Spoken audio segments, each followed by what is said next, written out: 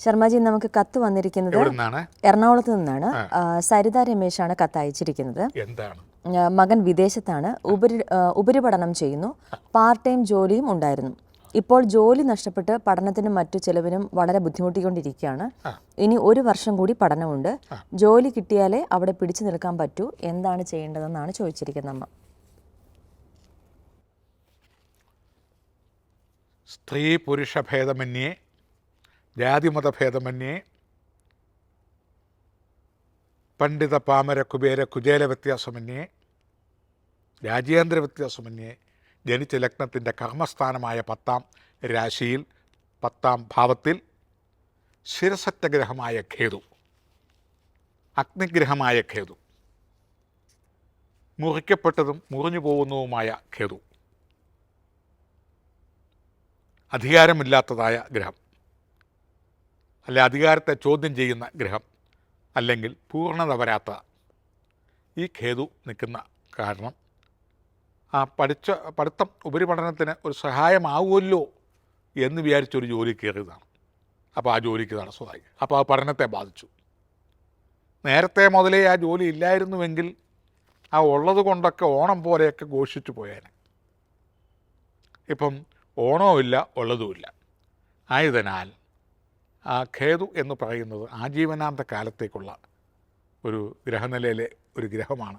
കർമ്മസ്ഥാനത്ത് നമ്മെ മുന്നോട്ട് കൊണ്ടുപോകുന്ന, അല്ലെങ്കിൽ നമ്മൾ വിഭാവനം ചെയ്യുന്ന ആ വിഷയവുമായി ബന്ധപ്പെട്ട അനുഭവമാണ് ആ ഖേതു വിഭാവനം ചെയ്യുന്നത്.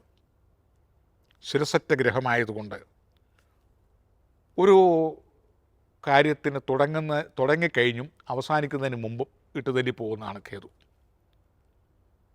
അല്ലെങ്കിൽ അവനവൻ്റെ പഠിപ്പിനും കഴിവിനും അർഹതയ്ക്കും യോഗ്യതയ്ക്കും അനുസരിച്ചുള്ളത് കിട്ടാതെ വരിക, അല്ലെങ്കിൽ അവനവൻ്റെ കയ്യിൽ നിൽക്കാത്തതായ ജോലിയും അധികാരവും കല്യാണവും ഒക്കെ വരിക.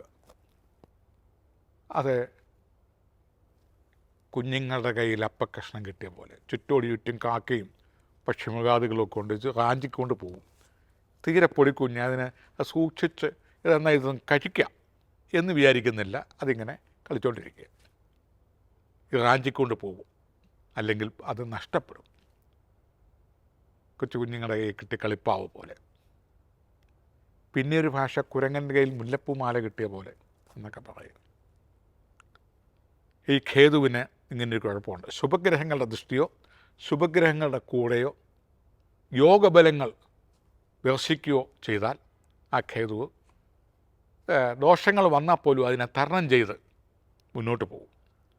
ഇതങ്ങനെ ചെയ്യാത്തത് കൊണ്ട് ആ ഖേതുവുമായി അതിൻ്റെ സ്വഭാവം അനുസരിച്ച് ആ ഖേതുവിൻ്റെ സ്വഭാവം ഇങ്ങനെയൊക്കെയാണെന്ന് മനസ്സിലാക്കി കിട്ടുന്ന ജോലിയിൽ വ്യാപൃതനായി ആത്മാർത്ഥമായി ആ തൊഴിൽ ചെയ്ത് മുന്നോട്ട് പോയി അതിൽ നിന്ന് ജീവിതോപാധിക്ക് വേണ്ട കാര്യങ്ങൾ സംഭരിച്ച് നിൽക്കാനുള്ള ഒരു മുന്നറിയിപ്പും കൂടിയാണ് ഈ കത്തുകളും വായനയല്ല, മറുപടിയുമല്ല.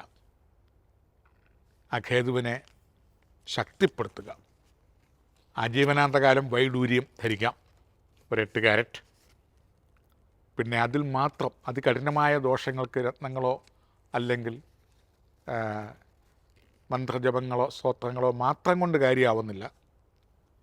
ആയുഷ്കാലത്തേക്ക് ഒരു പദ്ധതി ഇട്ടും കൊണ്ട് വെള്ളിയാഴ്ച തോറും ഈ ഗണപതി ഹവനങ്ങൾ നല്ലതാണ്. അത് ജോലിയുടെ അർത്ഥശുദ്ധിയും വ്യാപ്തിയും വലിപ്പവും അനുസരിച്ച് എത്ര ദിവസം വേണമെങ്കിലും അത് വർദ്ധിപ്പിക്കാം.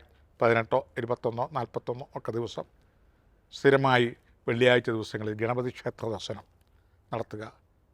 നാളികേരം ഉടയ്ക്കുക, കറുകമാല ചാർത്തുക, ഗണപതി ഹോമത്തിങ്കൽ കറുകയും മുക്കുറ്റിയും സ്വയംവര മന്ത്രങ്ങൾ കൊണ്ട് ഹോമവിധികൾ ചെയ്യുക. വെള്ളിയാഴ്ച ദിവസം അഗതികൾക്ക് ദാനം ചെയ്യുക, ഒരിക്കലെടുക്കുക. അതുപോലെ തന്നെ മോദകം ഗണപതിക്ക് നേദിക്കുക. ഇതെല്ലാം ചെയ്യാം. ഇവയിൽ ഏതെങ്കിലും പ്രധാനപ്പെട്ടതും അവനവൻ്റെ സാമ്പത്തിക കഴിവനുസരിച്ച് ചെയ്തു പോകാവുന്നതാണ്. അതുപോലെ തന്നെ ഗണപതി ക്ഷേത്രത്തിൽ ഏത്തമിടുക. ഇതൊക്കെ ചെയ്താലും 160% ഈ ഖേതു എന്ന ദോഷത്തിനെ ഒരു പരിധിവരെ തടുക്കാൻ സാധിക്കും. ഇപ്രകാരം ഒക്കെ ചെയ്ത് വീണ്ടും ഒരു ജോലിയൊക്കെ കിട്ടി, വീണ്ടും പഠിത്തമൊക്കെ മുന്നോട്ട് കൊണ്ടുപോയി. കാരണം പഠിത്തത്തെയും ജോലിയെയും ഒരു നിർമ്മാണ പ്രവർത്തനത്തെയും കല്യാണത്തെയും ഒരു ജീവിതത്തെയും ഇടപെടുന്ന സാമൂഹ്യ വ്യവസ്ഥിതിയെയും ഒരു കാര്യങ്ങൾ തീരുമാനിച്ച് അതിൻ്റെ ശുഭപര്യവസാനി എത്തുന്നതിന് മുമ്പുള്ള അവസ്ഥയും ഒക്കെയാണ് കേതു കാണിക്കുന്നത്.